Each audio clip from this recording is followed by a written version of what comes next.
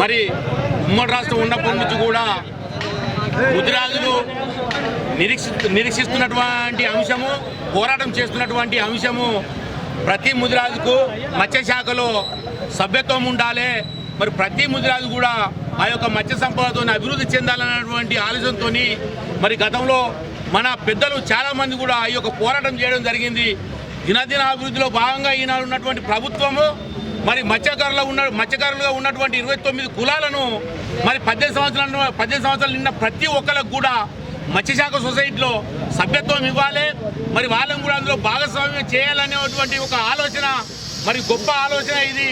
మరి ఈ సందర్భంగా తెలంగాణ ప్రభుత్వానికి మేము ముదిరాజ్ సంఘం పక్షాన, మా చిన్నకోటూరు మండల ముదిరాజ్ సంఘం పక్షాన మరి అందరికీ కూడా మేము తెలంగాణ ప్రభుత్వానికి, అందులో ఉన్నటువంటి మా బండ ప్రకాష్ గారికి, ఈటల రాజేందర్ గారికి, తలసాని శ్రీనివాస్ యాదవ్ గారికి అందరికీ కూడా మేము ఈ సందర్భంగా మేము కృతజ్ఞతలు తెలుపుతూ ఉన్నాము.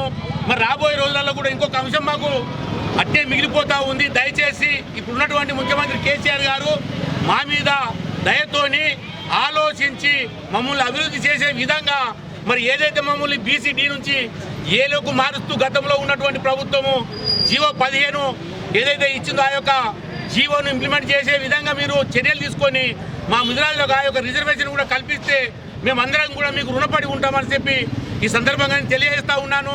మరి ఇందులో వాటికి అతీతంగా ప్రతి ఒక్కరు కూడా కలిసి కుల సంఘం కోసము పోరాటం చేయాల్సినటువంటి అవసరం ఉంది. పోరాటం చేసినప్పుడే మనకు అనుకూలమైనటువంటి ఫలితాలు వస్తాయి.